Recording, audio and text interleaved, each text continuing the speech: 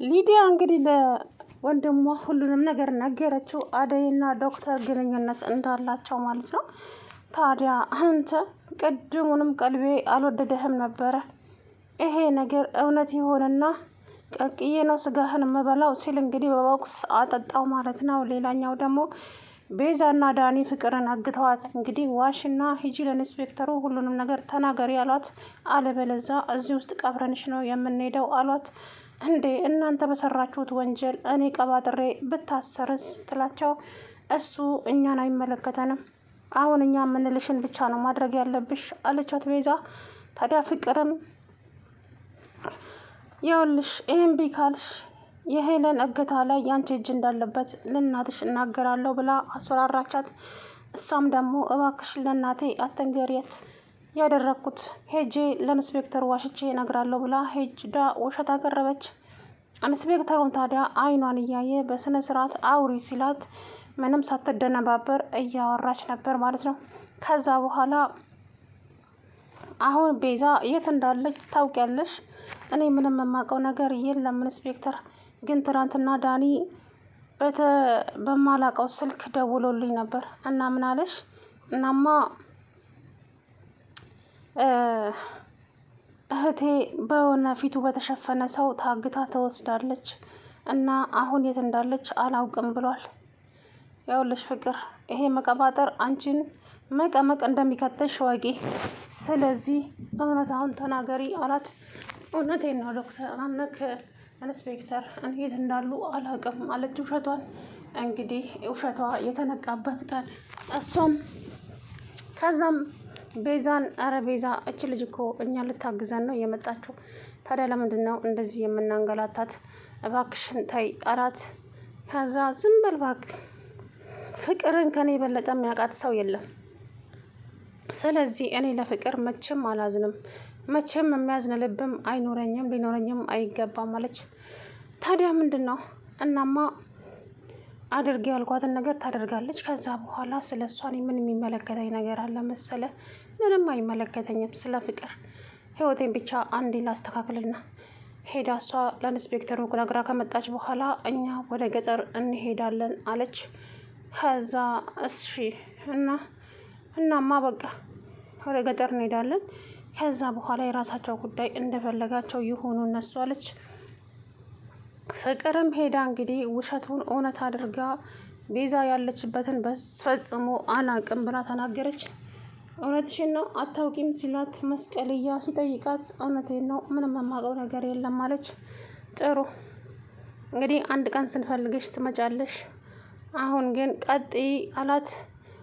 አዛ በኋላ ያው ፍቅር መንገድ ላይ አንድ ድራማ ሰራለሁ ብትይ እኔ ቤዛ ቀላል እንዳልመስልሽ ዋጋን ትከፊበታለሽ አለቻት። ቤዛ አንቺም ለእኔ ታማኙኝ እንጂ እኔ እኮ ለአንቺ ታምኜ እየሰራሁልሽ አይደል እንዴ? ስለዚህ መተማመን አለብን አለቻት። ስለምኑ ነው የምንተማመነው ደግሞ? ስለ ሁሉም ነገር ቤዛ። ለማንኛውም አሁን ኢንስፔክተሩ ሄጄ አናግሬው ልምጣ ብላ ሄደች። ከዛ በኋላ እዛ ከደረሰች በኋላ እንግዲህ ቀበጣጥራ እሱም ለእንዳንድ ይኸውልሽ አንቺን ወንጀል ውስጥ እንደሚከትሽ ታውቂያለሽ አይደለም? ፍቅር እያደረግሻለሽ እንዴ ኢንስፔክተር? እኔ ምን አደረግኩና ነው የምታሰረው? ለሁሉም ነገር እንደውም በተደጋጋሚ ጊዜ አንቺ እየተጠረጠርሽ ነበረ። በምን ጉዳይ? በሁሉም ከቤዛ ጋራ ከዛ ከዳን የሚባል ሰው ጋራ በተደጋጋሚ ብዙ ሰዎች አይተውሻል። ስለዚህ ከተጠያቂነት እንደማትድኝ ልንገርሽ ብዬ ነው ሲላት ክው ብላ ደነገጠች። ወይዘሮ ፍቅር እንግዲህ ፍቅር ታውቋታላችሁ፣ ድንጉጥ ነች በባህሪዋ። ታዲያ ቤዛ አሁን ላይ ራሷን ማስመለጥ ብቻና ብቻ ነው የምትፈልገው እንጂ ፈጽሞ ማለት ነው ፈጽሞ ማንንም መርዳት እንደማትፈልግ ለወንድሟ ነግራለች። ከዛ በኋላ እሱም ደግሞ እረ እህቴ ተይ፣ አንዳንድ ጊዜ እንኳ መልካም ነገር እንስራ እንጂ ሁሌ ክፋት እኮ ጥሩ አይደለም። አሁን ዝጋ አልኩህ እኮ አሰማም እንዴ? እኔ በዚህ ሰዓት ስለ ራሴ እንጂ ስለ ማንም የሚያስጨንቀኝ ይመስላል። ስለዚህ ናቲ ማነክ ዳኒ የምልህን ብቻ አድርግ፣ አለበለዚያ ግን የራስ ጉዳይ ነው አለችው እና አስፈራራችው። ከዛም እሺ እና ምን ላድርግ? ይኸውልህ አሁን ትሄድና የደረሰችበትን መታ ትነግረናለች። ከዛ በኋላ እኛ ደግሞ ማድረግ ያለብንን እናደርጋለን። ከዛ እሻለች። እናም እንግዲህ አሁን ላይ ከባድ ችግር እየተፈጠረ ነው። አደይና ዴብም ድጋሚ ይጣላሉ ማለት ነው። ስለዚህ አደይን ሄዶ ደግሞ ይጠይቃታል።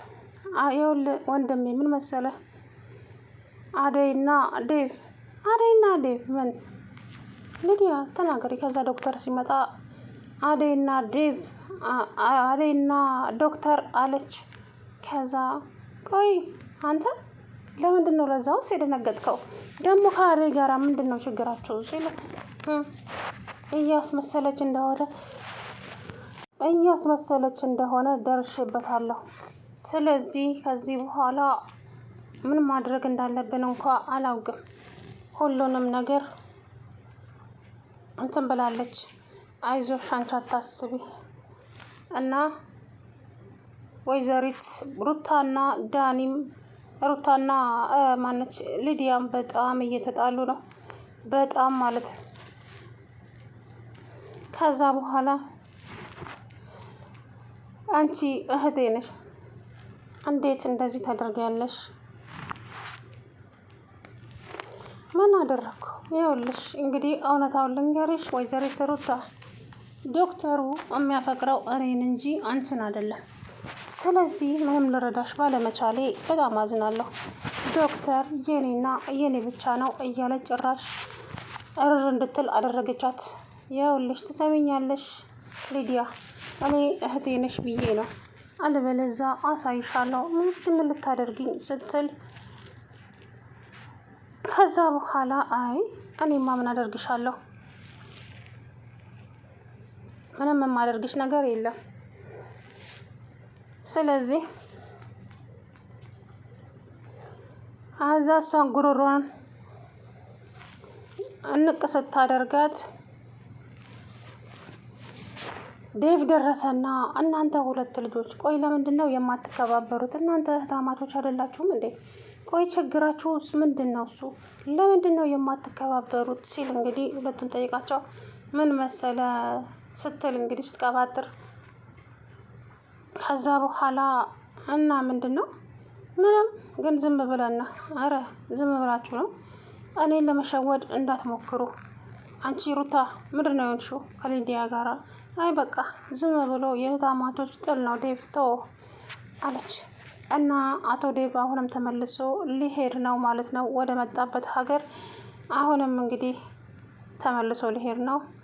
ራስን ጠብቅ ምናምን። እሺ የኔ ቆንጆ እጠብቃለሁ ራሴን አላት። አደይን እንግዲህ ሁልጊዜ አቤና ዴቭ እንደሆኑ የኔ ቆንጆ ከማለት ውጭ ምንም እንትን የላቸው ማለት ነው። ከዚህ በኋላ እንግዲህ ምን እንደሚፈጠር ደግሞ አብረን የምናየው ይሆናል ማለት ነው። ስለዚህ አሁን አደይን ደግሞ ይጣላታል። አንቺ እኔ የማላውቀው ነገር አለ ወይ ከዶክተር ጋራ? ምን እያደረግሽ ነው? ሊዲያ ስለ አንቺ ሁሉንም ነገር ነግራኛለች። አይደለም እኮ ዴቭ ቆይ ላስረዳ፣ ቆይ እንደዚህ ላድርግ ስትል ምንድን ነው የምታስረጅኝ ብሎ አሁን ከዶክተሩ ጋር ደግሞ እንደገና ሌላ ችግር ይፈጥራል ማለት ነው። ስለዚህ ዴቭ አሁን ላይ ሰብርና ምንም እንትን የለውም ማለት ነው። ለሁሉ ነገር ይቸኩላል። ሁሉን ነገር ላድርግ ልማታ ይላል። ያ ነገር ደግሞ ጥሩ አይደለም ማለት ነው። ስለዚህ ለእያንዳንዱ ነገር ዋጋቸውን ማግኘት አለባቸው። ቤዛም ብቻ ብዙ በጣም ብዙ ማለት ነው። ወይዘሪት ቤዛ እንግዲህ ሸክፋ ሻንጣዎቿን ምናምኗን ሸክፋ ገጠር እንሄዳለን አለ። እኔ ገጠር ማን ጋር እንደምትሄድ አላውቅም። የገጠር ሰው መቼ እንደዚህ አይነት ዝባዝንኬ ይወዳል? በእርግጥ የገጠር ሰው አይጠላም፣ ግን እንደ ቤዛ አይነት ሌባ ሲገኝ ደግሞ ከውጪ ነው የሚያሳድሯት ማለት ነው። እናም እንግዲህ ወይዘሪት ፍቅር ሂጅና ዋሽና ለዶክተሩ ንገሪ በተባለችው መሰረት ሄዳ ቀባጠረች ማለት ነው። ይኸውልሽ ያወራሽው ነገር በሙሉ ውሸት ይሁንና እመኝኝ ወይዘሮ ፍቅር ዋጋ ትከፍያለሽ። በቤዛ ቦታ አንቺ ትገቢያለሽ። ትሰሚያለሽ? ከዚህ በኋላ የምንላቀቅ እንዳይመስልሽ። ውሸት ምንም አይሰራም። እኛ ፖሊሶች ጋር ሲላት እንግዲህ እኔ አልዋሻውም ኢንስፔክተር፣ እውነቴን ነው አልዋሻውም እባክህ ስትደናገጥ እንኳን እኮ መለየት ይችል ነበረ። እውነት ለመናገር በጣም ነበረ እየተደናገጠች ያለው ማለት ነው። ስለዚህ እቺ ልጅ ለምንድን ነው እንደዚህ የምትደነግጠው ብሎ ማሰብ ነበረበት። ብቻ እንግዲህ ዞሮ እነሱም ያው እንትን ነው። እናም ዛ አደይ እንግዲህ ደብዬ ሰላም ግባ እሺ፣ ትናፍቀኛለህ ደግሞ እንደገባህ ደውል አለኝ እኮ እኔ እናንተ መቼ ነው የምንጋባው ማለት ዋንትታ እሱ እናትዬ ቤተሰቦቹ አታገባም አደይን እኛ በህይወት እያለን ስለዚህ እርምህን አውጣ ብለውታል። እሱም ታዲያ ልጅቷን እድሜዋን እየበላ ዝም ብሎ የኔ ቆንጆ እያለ ብቻ ያጃጅላታል ማለት ነው። አደይም መንቃት አልቻለችም። መቼ እንደምትነቃ እንግዲህ አናቅም ማለት ነው። ስለዚህ ወይዘሪት አደይ ለራሴ ስትይ ጨው ለራስ ስትል ጣፍጥ፣ አለዛ ድንጋይ ነው ብለው ይጥሉሃል አለ ሲተረተራተው ማለት ነው። አማራ ሲተርት እንደዛ ነው። እና እንግዲህ ከባለቤቱ ያወቀ ምንድን ነው ይባል የለ መቼም ታውቃለች ብዬ ተስፋ አደርጋለሁ። እድሜ ይሄዳል። እድሜ ቀላል አይደለም፣ ቁጭ ብሎ አይጠብቅም። ስለዚህ ለራስሽ አስቢበት ነው የምልሽ ወይዘሪት አደይ። እንግዲህ ወይዘሪት ፍቅርም ሄዳ ዘላብዳ መታለች። ምን እንደሚፈጠር እንግዲህ አናውቅም ማለት ነው። ሰላም ውድና የተከበራችሁ የቻናሌ ቤተሰቦች እንዴት ናችሁ? አለው ደህና ነኝ።